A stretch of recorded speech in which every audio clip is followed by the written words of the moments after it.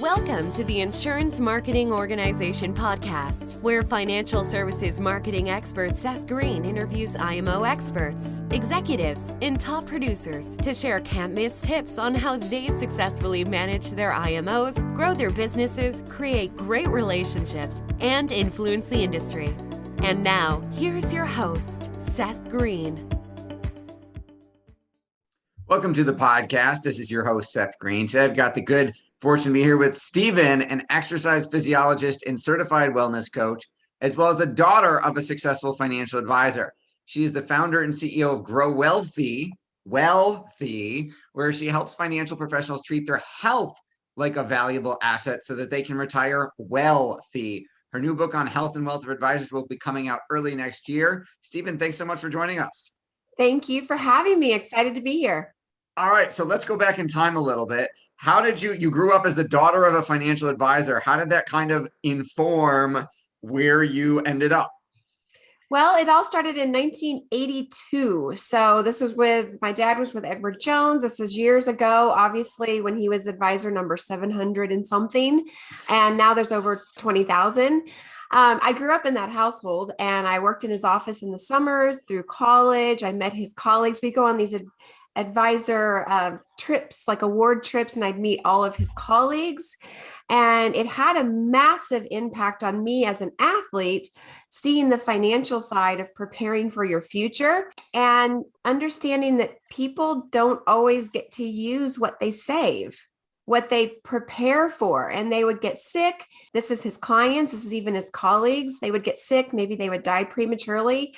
And I was like, wow, there's like a missing piece of this puzzle here.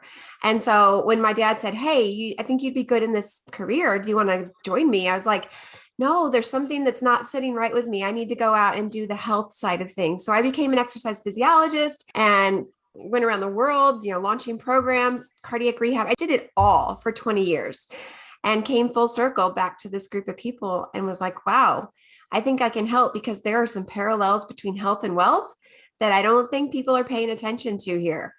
And that's how it all started. That's my DNA. I call it my secondhand knowledge of the financial industry because I saw it from the inside, how the stress and the sedentariness and the dinners out and the travel and all of that stuff can make a really big impact on these people's health. Absolutely. So for our folks who don't know, what is an exercise physiologist? So an exercise physiologist can be called a kinesiologist, a biomechanical, professional, someone who deals with the body. And there's movement. So there's like the pulleys and levers, but the physiology is what's happening at a chemical cellular level. And when I took that class, my last semester in college, I was like, oh, wow, I need to go back and get my master's. There's so much to learn. And a lot of people think of metabolism, that's physiology.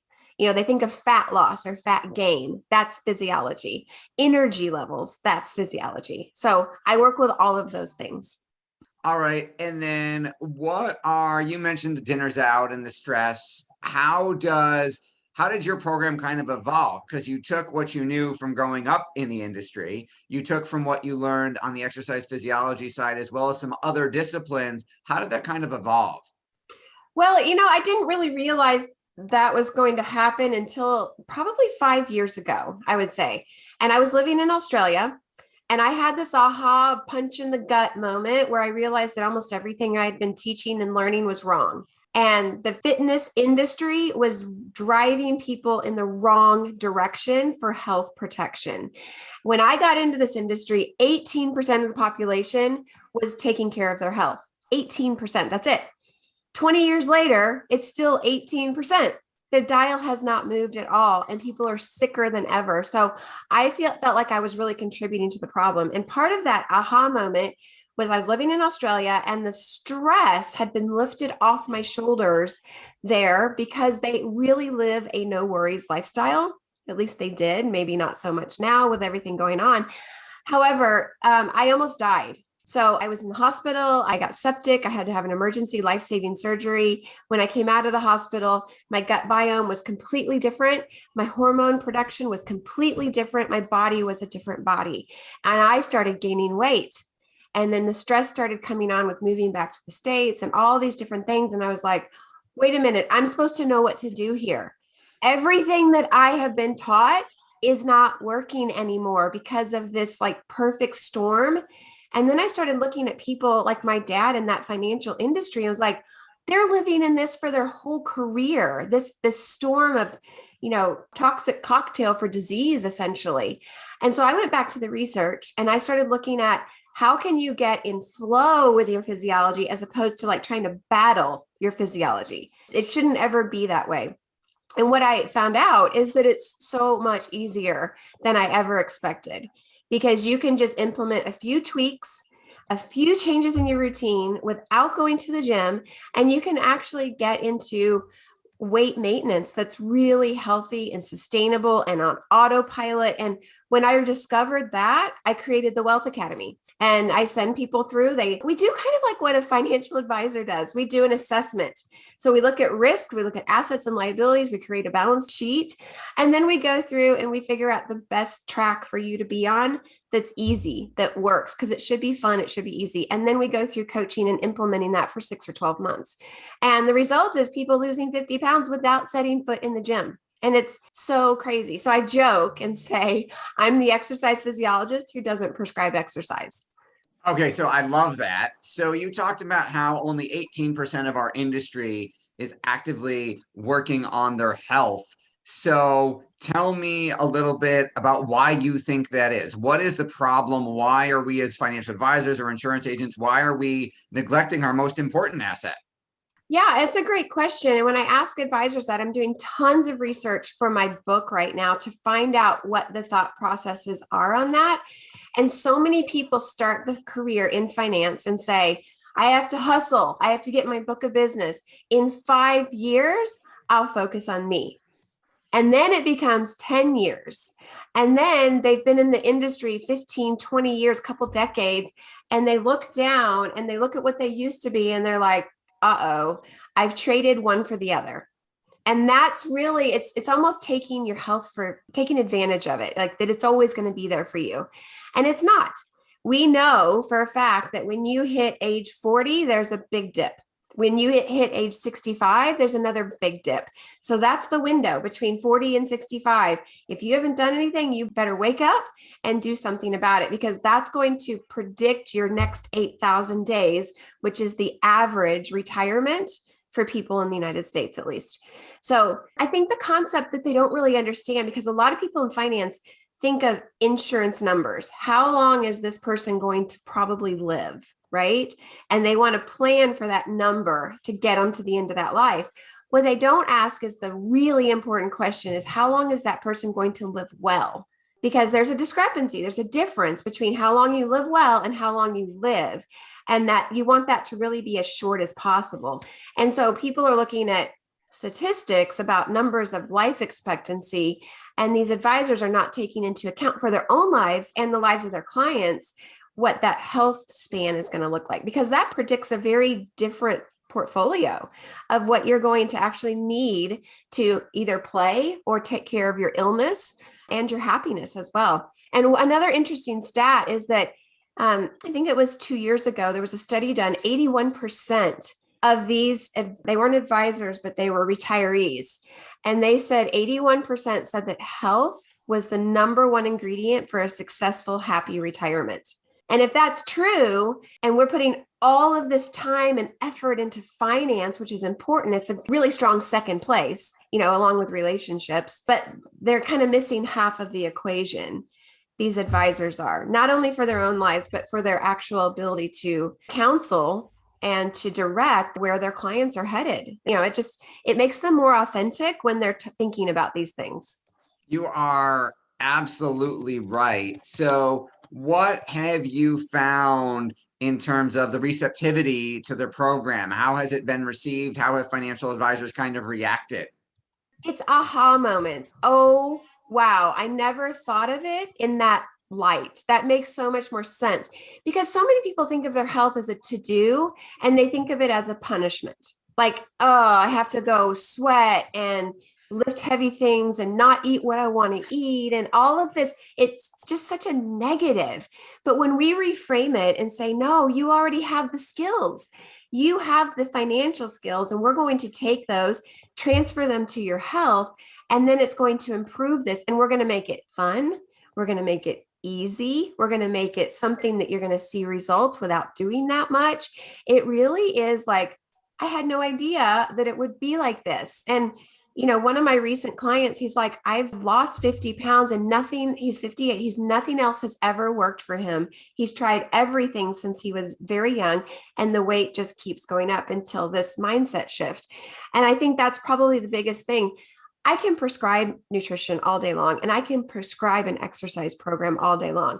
But until you change the mindset that you have about it, about getting healthy and what that means to you and how it should be, nothing's really going to change for the permanent. And so it's summarized by saying this: it's the difference between I can't to I get to.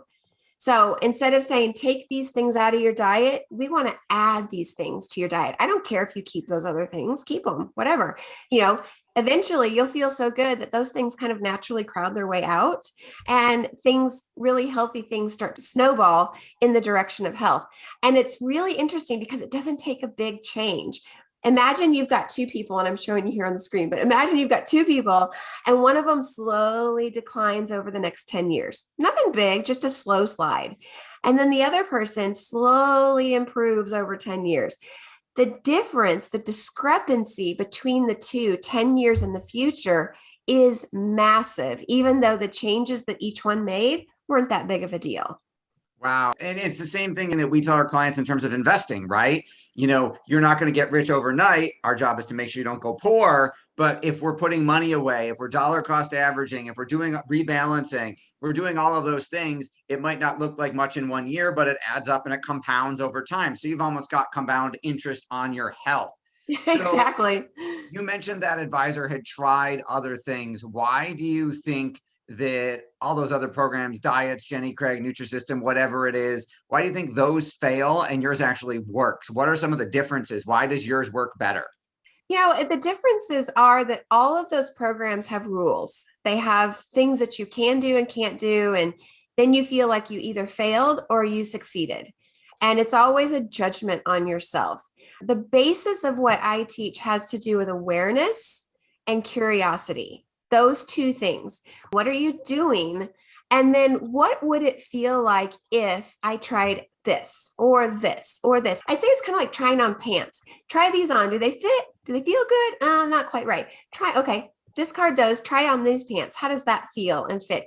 And so advisors love the numbers, right? And it's interesting how all of these people I'm interviewing, probably 70% of them belong to Orange Theory. And I'm not. My wife did Orange Theory for like 6 months, and then she dragged me there for a school fundraiser to do a workout with her. Yeah. And I started asking why. Why do advisors like Orange Theory? And it's because you get this really neat report, how much time you were in each zone, and it's very analytical. And the numbers are important. So the KPIs are important. People are looking at the wrong KPIs. When they work with me, we figure out what are the right KPIs to look at. It's not BMI. It's not even weight. There are other things that are way more important. And in fact, one number can tell me how your gut's responding, how your blood sugar looks, and all of those things that are the drivers of cravings and feeling bad and the stuff that drives you to eat stuff you don't want to eat, really. And that's your waist circumference at the belly button level. If I know that number on you, then I pretty much can tell what's going on, and I can watch the trends on that number. So basically it's watching the right KPIs, but then also making that switch and making it focus on the feeling. How do you feel right now? And a lot of people, they're eating distracted and they don't know that their body is craving something, but it's not the bag of chips. It might be a tomato or some water, but they're eating distracted. So their brain can't connect the flavor of the thing to the craving that they need. Once you start to make those connections, then your body starts to crave the right things. It's a really interesting thing. So it's through the head, through the mind, through the way that you think that changes it.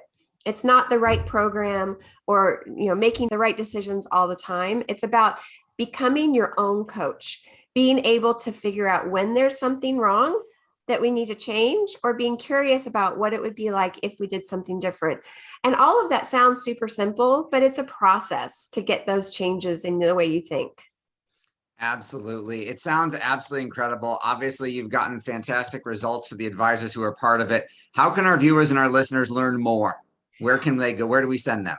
Well, first of all, I would love to interview anybody who's in the financial profession. So I'm looking for data for my book. So if you can go to growwellthy.com/book, and remember, wealthy is WELLTHY. So growwellthy.com/book. But you can also find me on LinkedIn. I'm very, very active. I'm putting things out on LinkedIn all the time. So connect with me there, StevynGuinnip, and it's Stevyn with a Y, STEVYN.